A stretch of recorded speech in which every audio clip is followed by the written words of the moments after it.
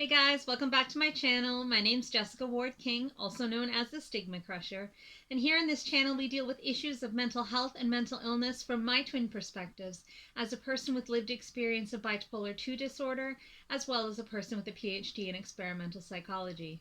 Sound like your jam? You are more than welcome here. Please remember to hit subscribe, and if you would like to be notified each and every week when I post, hit that notifications bell as well. Remember to like and share widely. We would love to add people to our community here. And with that, I guess it's time to start stigma crushing for this week. So when I was an undergraduate student at McGill University in psychology, I took a class entitled Depression. And even though I was in depression at that time, my very first experience of quite deep depressive episode, I was taking the class as a highly stigmatized person. And so I would not admit to myself or to anyone else that I had mental illness. I was just in a rough patch, that was all. And I took the class with a bit of kind of detached interest, like, this is theoretically an interesting class. Even though I wasn't stupid, and deep down I knew that I was struggling, and that truly I was struggling with depression. And so that class was actually a real eye-opener to me. My professor was a young, upcoming, and very successful professor, John Abela, and unfortunately he has passed away. But he really left a mark on me. And one of his own theoretical bent, actually, he did a lot of research with very young children and depression in a time when people said that kids couldn't actually be depressed, and that the depression that might appear in children doesn't last into adulthood.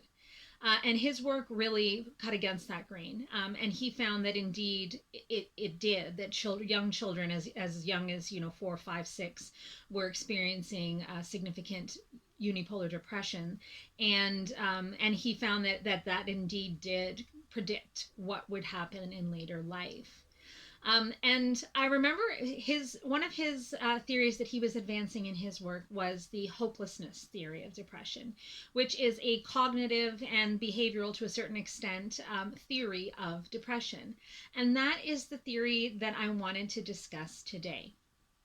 And I remember it so clearly.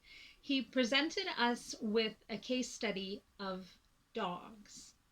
And so what they did, and now, okay, don't at me about abuse of animals and using animals in research. I get it, I hear you, but this is what they did and this is what they found. So they would take a dog and put it into a small cage where the bottom of the cage was itself, a wire mesh that had small pulses of electricity go through it. And it was just enough that it hurt the dog's paws. And so when the dog was first shut up in this little cage, it would do everything it could to try to get that hurt to stop. So it would, try to climb up the side of the cage or jump or just move its paws around. It would whine, it would growl, it would do anything that it thought might get the humans to make it stop. And when it became clear to the dog that it was not stopping, and after some time, which would vary slightly depending on the dog, but after a certain amount of time, the dog would just basically lie down and take it. Now that's not that surprising, I suppose, in and of itself, that you can't keep trying to get away from pain forever if it's not going to stop. But the really surprising thing was this: when they then made it not completely easy, like the dog couldn't just roll over and be out, but it could climb over a small part of the cage and get out. So they would open like a trap door. And the dogs, by and large, didn't even try to escape. They just laid there with literally big puppy dog eyes and took the pain. And the theory behind this, that the researchers thought might be happening, is that the dog had lost hope of ever being able to escape the pain, and so just resigned itself to its fate. Now, we cannot ask the dog how it's feeling. It's not even, anyone that has a dog, again, don't at me, but the psychological literature at the time would have said we don't even know what kind of emotions dogs have or how they feel, if they can feel hopelessness. But that was the idea. And so then they turned that idea to humans. And in those cases when humans have been subjected to almost unending pain, and then lose hope and fall into a depression or fall into a state where they don't even any longer seek to get out of their misfortune. And we can ask humans how they feel, and hopelessness is one of the key feelings that comes up then. So originally called the helplessness feeling because with dogs they could very clearly see that helplessness was there, and then subsequently called the hopelessness theory of depression when humans started to express the hopelessness in their situations. This is a diathesis stress model. All that means is that there is some kind of pre-existing condition in a human. That's the diathesis. And then the stress comes. So something comes to set it off. In dogs, you would have seen the experience of being in the electrified cage as the stress, the thing that set off their feelings of helplessness. So this is the theory. It's that something in the human is causing a vulnerability to have depression, but only if there is a sufficient stressor that sets them off. And if there is that stressor that sets those people off, they will eventually conclude that there is nothing that they can do to improve their life situation. And so like the dog who just decides that nothing it can do is going to get it out of its pain, the human just lays down and lives with the pain. Now, Martin Seligman was the originator of this idea, this helplessness, and then later kind of termed hopelessness theory of depression. But it was really advanced by a psychologist that you may have heard of. His last name is Beck, and he is the father, so to say, of cognitive behavioral therapy. And so his idea was that there was a vulnerability, and it's a vulnerability in the way that some people think. It's not all people, because you'll notice that there is not even one single stressor that will cause depression in 100% of people. So some people don't have that vulnerability. It doesn't matter what the stressor is, they're going to be able to be resilient. They're not going to fall into depression. But for people with these certain vulnerabilities, that's where the danger comes. So when a sufficient stressor does strike, the way that they're thinking is something that can drag them into depression. And the way that Beck saw this was with what he called the cognitive triad. So Beck's cognitive triad is that a person has automatic and very negative thoughts about one of the three things. So either self, the world or their environment, or the future. Some people have automatic negative thoughts about all three. Some people about only two of them. Some people can even have negative thoughts about only one of those. And something that my old professor brought to the field was that he found that, particularly in children, but this holds true in adults as well, you don't have to have 2 out of 3 in order to develop depression. It's kind of the weakest link hypothesis. So you only have to have a very, very negative score when you're in terms of measuring it in one of those areas of the triad.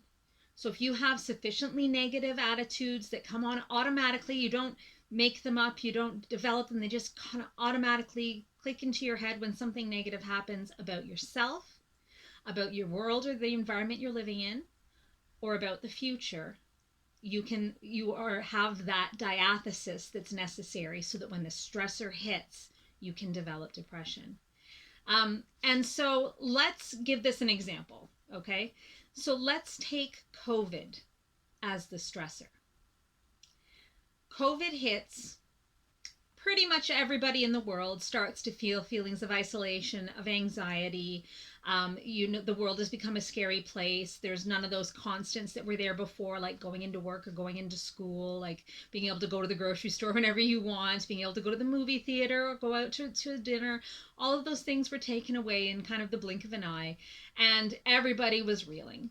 But as time went on and, it became a little bit more predictable what we were going to be doing each and every day, whether that is, stumbling into your home office or going to online learning or whatever the case was, A lot of people were resilient to that and were able to bounce back. And although a global pandemic is still an anxiety-provoking situation for everyone, a lot of people did not develop depression or significant anxiety symptoms that caused them to have a depressive disorder or an anxiety disorder. But some people did. Some people had, for the very first time, a major depressive episode as a cause of the stress that's caused by the COVID-19 stressor hitting us. Those are the people, Seligman and Beck and others would argue, that had that diathesis piece, so that vulnerability piece. They already tended in these psychologists' idea to think a certain way, to have those automatic negative thoughts, very negative thoughts about themselves, the world, or the future. And that when COVID hit, that was the stressor. That's what caused those negative thoughts to kick in, and the cognitive part of depression would start. So let's take me, for example. So I'm not a person that had my very first depressive episode during COVID, but I certainly had a depressive episode start as a function of COVID. They were completely correlated in time. In terms of my own experience, I could see where the experience of the COVID stressor did cause my depressive thoughts to kick in. And so for me, I can feel quite confident in saying that yes, the COVID-19 pandemic was a stressor that caused me to kick into a depressive episode. So how this looks for me, I have, unfortunately, very automatic negative thoughts about self, about world and environment, and about future. So here's what it sounded like for me. Whereas my wife, she hit the vulnerability, she took the licking, she kept on kicking. For me, I said, okay, here's COVID has hit. Self, I'm going to get sick again. I'm going to relapse. My depression is going to relapse. My bipolar is going to start acting up.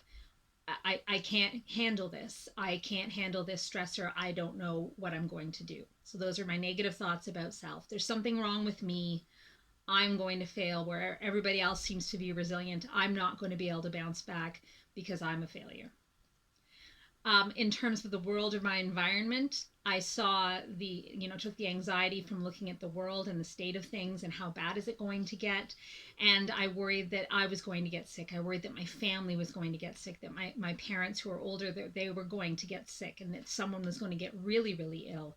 The world and the environment was no longer predictable, and it was just negative. There wasn't anything good. In terms of the future, for me, it's always the same thing. It's always going to be this way or get worse. So yeah, okay, COVID hit and COVID will eventually go away, but the world's going to hell in a handbasket. I'm not going to bounce back. I'm going to get depressed. I'm not going to be able to get out of it. The future has nothing to hold for me that's positive. It's only going to get worse and keep getting worse. So I was mentally well when COVID hit. I had been stable for, I think, about a year and a half when COVID hit. And it took less than a month for my mood to plummet and for me to be able to test in terms of rating scales of depression to show that I was having another major depressive episode.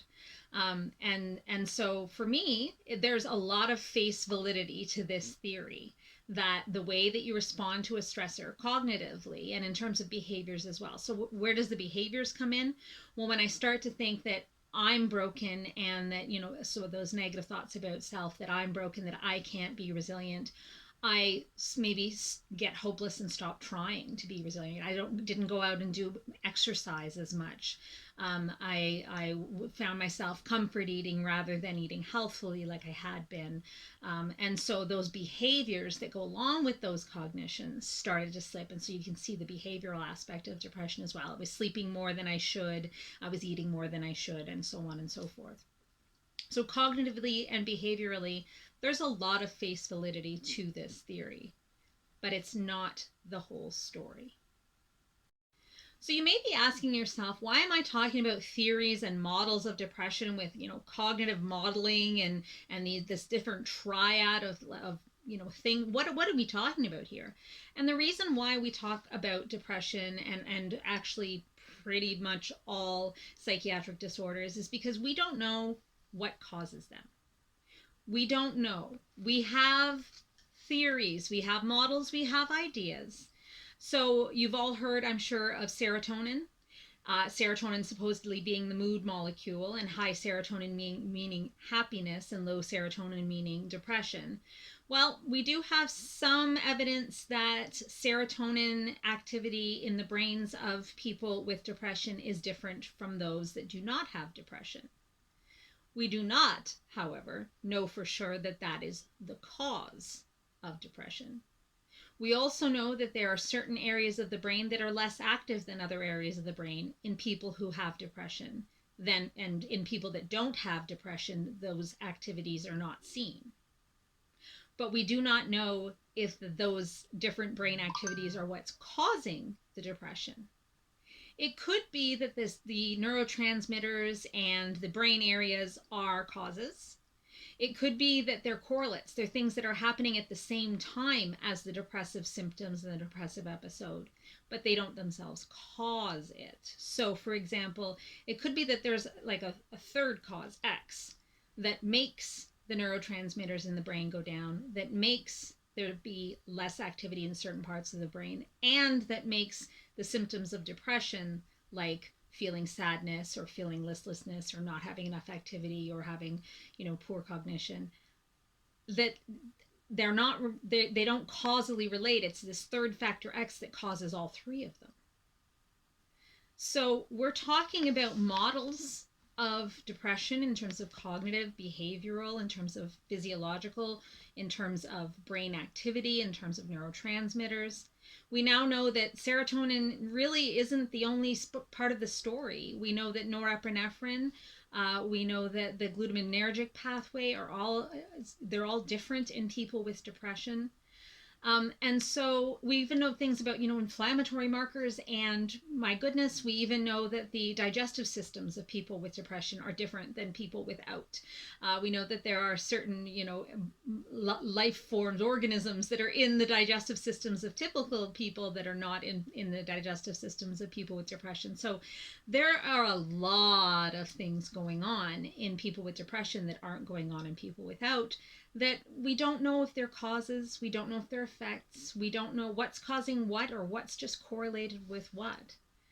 And so the way that these different models try to be helpful is identifying what could be causes or what could be correlates, but with the purpose of hopefully identifying some way to treat or to help the depression.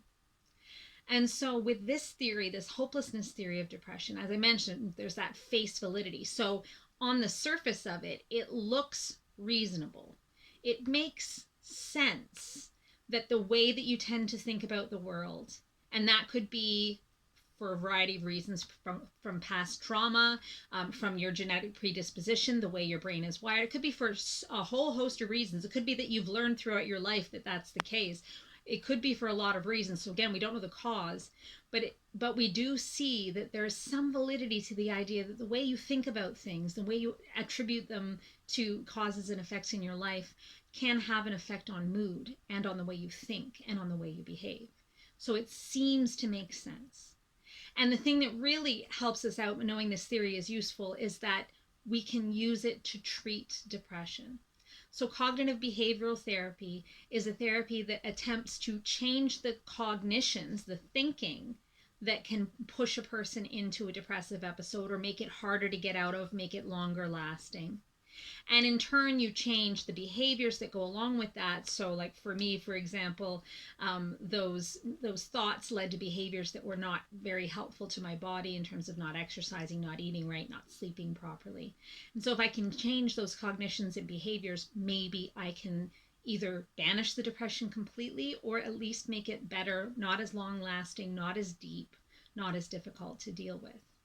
So CBT teaches you to identify the thought patterns that are problematic, and it teaches you ways to actually change and challenge those thought patterns, challenge the conclusions you come to. So when I say, that I'm broken, I'm always going to be broken, I can't be resilient, I can't bounce back, everyone else is going to be fine, but I'm just going to go into depression, and it's always going to be this way. I can challenge those thoughts and say, well, you know what? In the past, I have remitted. I have gotten better from a depressive episode. In fact, my illness is relapsing, remitting. It means it will pretty much always get better and then maybe get worse again, but at least there will be periods of betterness. I can see that. I know that to be objectively true. I also know it to be objectively true that I'm not a broken human, that I have a lot to offer the world, that I have been resilient in the past. And we know also in terms of the future, it's not always going to be this way. I can even see the evidence that the environment changes. The environment's not always going to be getting worse and getting worse. It's not as anxiety provoking as it has been in the past. And so I can challenge these thoughts, and then I can also change them and hopefully change my behaviors as well. And that will make it easier for me to get out of my depression. So why am I still sick, you ask? If I know these thoughts, these theories about CBT, I have been in cognitive behavioral therapy before. It's been very helpful to me before. And I'm able to do the analysis. I'm able to cognitively do the analysis. And, I know the theory and I know better than to follow my brain down that route. So why am I still unwell? Well, we know that hopelessness depression is only one subtype of depression. It's only one kind, and that there are other kinds as well. And it seems that for me, my depression is very, very biological at this point. So I've done the work. I know I can challenge the thoughts, but I don't actually believe them because my mood state is so low. And it's seeming that the only thing that's manipulating my mood state these days is medications or other brain therapies. The cognitive behavioral piece is not being particularly helpful to me right now. It's difficult to do when you're not well. That's why the help of a therapist can be so instrumental to using cognitive behavioral techniques to get yourself out of a depression. But there are other pieces to it as well. And so we know that the brain doesn't work well. We know that the neurotransmitters are off. We know that the gut biome is off. And so there are treatments to depression that will attack those different pathways as well. And because we don't know what's causing what, because we only know that they correlate, they go together, they tend to vary together, but we don't know who's causing which and what's causing who, we have to go at depression in a multifaceted approach. And so that's why quite often the recommendation is to try medication at the same time as trying talk therapies, so cognitive therapy or cognitively based therapies, like even dialectical behavioral therapy is another good one. And so sometimes you can challenge those negative thoughts, but the depression doesn't lift, or it doesn't lift completely. And I found in my own life that, I can go through cognitive behavioral therapy for one course. I did 2 years of it once, and it was really, really helpful, and I got well. And then when I relapsed a couple of years later, the same techniques weren't working anymore. I was rusty though, so I had to go back into therapy and learn again how to, because the mind is very, very smart. It can worm its way out of your cognitive strategies, and you have to kind of go back and rebuild those strategies and learn how to go at a different kind of thought in a different kind of way. Because our human minds, they really are an amazing thing, and they can figure out ways around even our own best intentions. And so we would never recommend that you only attack a serious mental illness in only one way. We know there are a lot of things going on, and we give it the best chance we can to try to bolster those neurotransmitters, to try to improve the physical health, improve the social health, so making sure that you're going out and seeing people, which can be really difficult with depression and can be really difficult in a global pandemic. So being able to go at it in that social way, being able to go at the cognitions, go at the behaviors, make sure you're eating and sleeping properly. All of those things are going to help. But hopelessness theory of depression does have a lot of face validity. It's only one subtype, but it really can help to illustrate how depression is so multifaceted and why it's so important to listen to all of the science, not just one piece of the science, but all of it. I thank my old professor for the eye-opening nature of his course with me. It really helped me to be able to understand, once I finally was able to admit to myself that I was struggling with depression and then later with bipolar disorder. It really helped me to understand that cognitive piece, that it wasn't that I was failing, that I was somehow a failure, that I had somehow screwed up my way of thinking, but that it was just the vulnerability that I had, and that way of thinking can really contribute to the way that your mental health works, and whether you tend to develop mental illness and need treatment for that. So I hope this was informative. If you like this kind of video, give it a big thumbs up and let me know, and I can do more of these kinds of videos that are based on things that I've learned over my life, and cognitive theories and psychological theories. I hope you are having a great week, staying safe and staying warm wherever you are. Do hit me a comment down below. Let me know what you're up to, and I look forward to seeing you in my next video. Bye. StigmaCrusher.